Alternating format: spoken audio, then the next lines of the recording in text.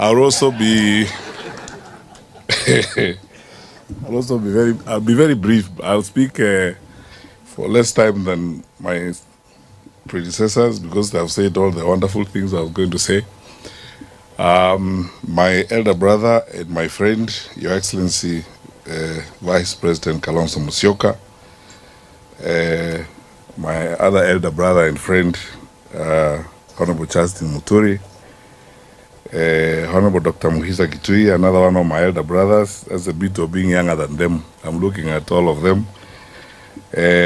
My friend, Wavinya Ndeti, Her Excellency the Governor of Machakos, honorable members of Parliament who are here, Makao Mulu, we work together in civil society, my brother Obadia, my very good friend Ben Mumanyi.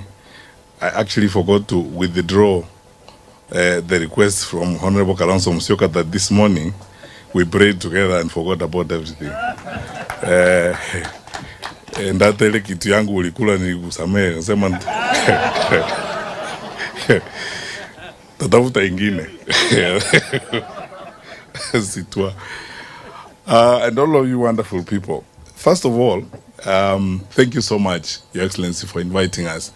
The reason I readily accepted when you asked me whether I would come for this lunch is because I'm determined, and I'm going to say it here, I'm determined, like all reasonable people, to start speaking against the nonsense that goes on around this country. Because you see, the Honorable Kalonzo Musyoka and I have been the targets of choice for this administration for propaganda, malice, and cyberspace nonsense. You know, what they do is, and I keep saying all the time, I actually wish they spent as much time on the right things, or even the money they are spending, paying bloggers and all that to, you know, politic and lie about us and create things about us. Why don't they give that money to schools so that we can actually continue free primary education? So that every day, my brother Omingo Magara, who's here, and I, we just keep asking ourselves the question, how bad can it be? But look, let me pause there and say this. Listening to Honorable Justin Muturi speak, and by the way, this is, for me, this is my best possible audience I would talk to. This is my ultimate comfort zone. This is where I belong. You know, I've seen some of you, my colleagues, you are here from the university. You know, we taught together at the University of Nairobi. I think I probably am still a member of the senior common room at the University of Nairobi. And, you know, and you wonderful students, you know, the source of our inspiration and satisfaction all the time. And therefore, this is the place where I would speak to you candidly, straightforwardly, without drama and innuendo, and tell you things as they are, because here, logic and reason rules. Because, and so I start by saying this. 3 points I'll make. Listening to what Honorable Justin Muturi says this afternoon, I keep asking myself this question I have wondered all along. After the elections in 2022, what is wrong with us as a people? Because I remember I went to a conference of bishops in Westlands when I was Cabinet Secretary for Interior, and a bishop challenged me about money and said, you know, these wonderful people in one party are going around promising everybody billions, Mama Mboga billions. Where have you taken the money? And I told them then, as all of you have proved today, that is a lie. These people are lying to you. There's nothing they're telling you that is truthful. They're telling you things they think you would like to hear and vote for them. And I can almost swear to you, they will not fulfill any of those things they're telling you. They're just lying to you. These guys are just liars. That's how I coined the outbreak of lies after the COVID-19 outbreak. The campaign was characterized by an outbreak of lies, you know, people running around the country lying. And you can see yourselves that we have started season 2. They have started season 2 of those lies. You know, we're flying around the country, they're telling people about empowerment. I mean, what will 64 shillings do to anybody? Or 100 shillings? Now they are bamboozling villagers, you know, with helicopters and so on. You know, you're smart people. I mean, you more than anyone else as educated people who have engaged in research, who analyze information. Please, wonderful people, there are people who lost their lives fighting for the independence of this country. What we are being asked to do is nothing compared to what some of our forefathers have done. The sacrifices people have made to get Kenya to where it is. There are other people. I mean, I have to be honest with you. And then sometimes, let's say things the way they are. There are people, including Mzee Raila himself, who have gone to detention, and other people suffering for this country to get us to where we are today. And many of those people, I cannot name today, who went to detention, suffered, getting us to where we are today. What we are being asked today is to make the right decision for Kenya. And the right decision for Kenya is that our good friends in the administration have clearly failed to manage the country. And then you don't even need a PhD. It's not rocket science. You can see clearly they cannot manage the country. And in place of, because governments, if you are an incumbent government, you run on your record. Because what they should be trumpeting now is their record, saying, you know, please, we need more time so that you can complete this. You can't ask for more time to do nothing because you have done nothing. You're asking for more time to do more nothing, you know. But that is what this is all about. And for you guys who are here, wherever you go, the challenge we have, and that's why I would like to be very direct on this matter, the challenge we have is to talk to fellow Kenyans. Forget about this business of the tribes and regions, I don't know whose turn it is and so on. Look, we are facing a real danger as a country. Look at, I can speak to you as a former Minister of Security. Look at what's going on in Madera. How? An independent country like this that's supposed to have an infrastructure in place and so on. What is that going on there? Look at what's going on in our cities and so on and so forth. You know, the rate of crime going up, you know, every day and so on. And if you doubt me, talk to people in the security sector in the country. They tell you their woes and their challenges. People talk to us. People are even going to whatever extent to look for private opportunities to speak to us. Their woes and their cries and the challenges they're facing, how they're facing all these problems. So I want to ask you this question. Surely, you're all intelligent people. We're all intelligent people as we're here. What are we waiting for? Do we even, Honorable Kalonzo Musyoka, do we actually need to campaign? What do you want us to tell you? You know, President Kibaki used to say, unataka tukuambie nini? What do you want us to tell you? Yeah. Yeah. What do you want us to tell you? Honestly. That describe what? You can see what is going on in the country. And then you see all these dramas that are going on, you know, because the character of people who cannot deliver is clear. They will dramatize everything. They spend all their time on nonsense and the things that they lie. They use excuses every day and so on and so forth. I was in the US when I saw a letter. They have choreographed a letter purportedly from the chairman of the AU addressed to the head of state here to nominate or appoint Kalonzo Musyoka to go and do something in Western. You know, it takes time to pay people to spend time on that kind of nonsense. I mean, for a country that is supposed to be going forward, that's what they are spending time on now. If you look at the amount of money they are spending, those of you who come from Kisii, you know this. 2 months alone, the deputy president and some group of people have gone there 9 times. A record 9 times, supposedly for empowerment. 100 shillings, 64 shillings, you know, hustling villagers, we are empowering you, and so on. I mean, by the way, you don't even need a meeting. When you work, you don't need a meeting. Your work will speak for itself. Amana mnagani? Yeah. Your work will speak for itself. In fact, you will not even need to ask people to re-elect you. People themselves will be saying, let's give these guys another term. If they are going the way they are going, let them complete what they are doing. So, but what are they going to complete? Nothing. Give you more time to complete nothing. I mean, so, yeah. So that is it. When my brothers and sisters, I want to speak to you from the depth of my heart. We are in this, Honorable Kalonzo Musyoka and these brothers and all of us, we are not in this because we are bored or we have nothing to do with our time.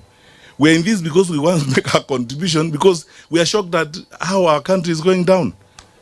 That's all. And you can see it. It's not, we are not coining it. We are not inventing it. You have pay slips in your pockets, don't you? And you see what, so sasa as President Kibaki would ask, sasa unataka we unaona na unataka waambiwe. We tell you. What do you expect from us to tell you? Time is here for this country to be in the hands of different managers. Our challenges and our argument is based on one thing: management. This has nothing to do with hate or anything else. And that's why, personally, I don't spend so much time on a lot of innuendos. I would like to focus on solutions. How do we get ourselves out of this? The horrific stories you hear in the education sector that are going on, no one knows that better than you guys. But what we are seeing in the country. I mean, we talk to teachers, we are with teachers, school principals, parents every day, and you keep asking yourself the question, what actually is going on? And so what do you want to hear? All those parents of Kenya, all the teachers of Kenya, wherever you meet the teachers, ask them a simple question: do you want to continue this way? If your answer is no, like mine is, and Kalonzo and everybody's answer is no, then you know what to do. This is a case where I honestly think we shouldn't campaign. Those who should campaign and are spending money on social media, insulting us, creating meetings for us that we don't even know, lying about what Kalonzo has done and are not done, lying about where Matiangi is seated, vis-a-vis Kalonzo's position of sitting. You know, people have nothing to do. Yeah. People spend time on pettiness, you know, and it's small, you know, how did we become so small-minded as a country? That those are the kind of things we spend time on now. And now we are being told about those. Let's go forward and build our country. We have a duty to build our country. And here is my ask of you, wonderful people. For us, as leaders who are meeting the opposition and those that we will meet as we continue, I've said several times before, if you are betting on our differences, you will lose your bet for sure, because we are not going to disagree. All that propaganda and all those stories you hear being coined every day and so, they're intended to either annoy Kalonzo or annoy me or annoy Kalonzo's supporters or annoy my supporters or do something. Oh, you know, I don't know who's annoyed. How do you know? I mean, you are not God. How do you know who among us that is annoyed? You keep peddling lies, you know, and so on. We are determined to make our contribution and make the ultimate sacrifice about how we will save this country and redeem or save this country from the hands of these people. You know, people advise me these days that because I'm saying I'm aspiring for the president, I should change my language a little bit, because I would say some stronger things, because some of the things you see are shocking. Because how a country, I mean, a country of our size, and you know, Kenya, we have everything going for our country. You guys know this more than anything else. I was in the education sector. We have a very educated population, very patriotic people who love their country. Kenyans are very hardworking people. They really want to do good for their country. All they need is trustworthy leadership. You mean what you say what you mean. As long since we had a government that you could trust. That's all that Kenyans are asking. And because they can't be trusted, we are telling you, trust us. We'll give you our word and we'll keep our word. Trust us. And then we will level with you. Do not verge or hide or hibernate or tell you stories in place of work. And we will not come to you and begin to lie and pretend about things. You know, listen very carefully. There must be linguists in this audience. You know, students of linguistics and researchers. I want you to listen to the language of this administration when their leaders speak. It is actually, it's called street corn language, you know, where they say, tumeunganisha waya, tumetenga, you know, that's, that language is non-committal language, non-responsible language that you cannot ascribe responsibility to. Very evasive language. You know, people who do things, they come forward to you as leaders. Like Honorable Kalonzo Musyoka stood here and said, I have done this, I have told JB this, and so on. Or JB says, I did this, I asked this question, and so on. That's what responsible people do. But those who are evasive, who evade responsibility, they draw in that language, that evasive language. And kuunganisha wa is now what? You know, the way they behave and so on. Kenya is better than this. We are better people than that, I believe. So, thank you so much for this audience, and Your Excellency, you have led the way. This is what we are going to do for several days. We agreed. A consensus building, having small group meetings like we are having here today, talking to you, and listening to you, getting ideas from you. Dr. Maweo, thank you for the sermon. We will surround ourselves with you, smart people, advising us on what we need to do. And we will do this until that time when we get to a point and say which one of us is going to be the captain to lead the team for transformation. And we will continue to work together. And you are friends because you have nothing to run on, you have nothing to defend. It's only propaganda you can do. Please carry on, because in any case you must find something to do. So if that is what you are found to do, carry on with it. As we carry on with the plan we want to build and the platform we would like to build to move our country to the next level. And we will soldier on as leaders outside of government. And finally, my brothers and sisters, I say this every time I have an opportunity to talk to Kenyans. We are stronger, and there's nothing wrong with our country. I mean, this is a wonderful country. It's our only home on earth. God has been kind and gracious to us and gifted us a wonderful country. Let's take care of it. The challenges we have, the momentary challenges in our leadership, are not our destiny. You know, that language, those kind of lies. You know what Dr. Kitui was asking here? You university professors are researchers. You know, when a guy tells you that they are of the place, we were actually working the math in the morning together and we were saying it must mean that every 5 or 10 households in that area has got a clinic. Is that possible? You expect that we will believe that? You know, so you know, please let us not accept these intellectual insults and this abuse we are getting as a people. Let us stand up, crank ourselves up, dust ourselves together, move forward, vote these fellows out, and form a government that will take Kenya to the next level. And demonstrate our seriousness as a country. We are a serious country. We cannot be managed like this. We are serious people. How can we accept to be managed like this? And indeed, we have capacity to manage ourselves better. So, my parting shot, Honorable Kalonzo Musyoka, is let's do every one of us who are seated here. I want to ask you, please, prepare to do a good thing. You know, in life and in the history of your country, you do a good thing when you improve your country's welfare. And now, as we are moving forward to the elections, please prepare to do a good thing. And the good thing can't be returning these people. So you know what the good thing is. And you educated people. Yani kama tuko namna hii vile tulivyo baada ya miaka 3. Another 5 years of these people, do you think you will have a country? Utakuwa hata umeuzwa wewe mwenyewe unafika Dubai. God bless you, my friend.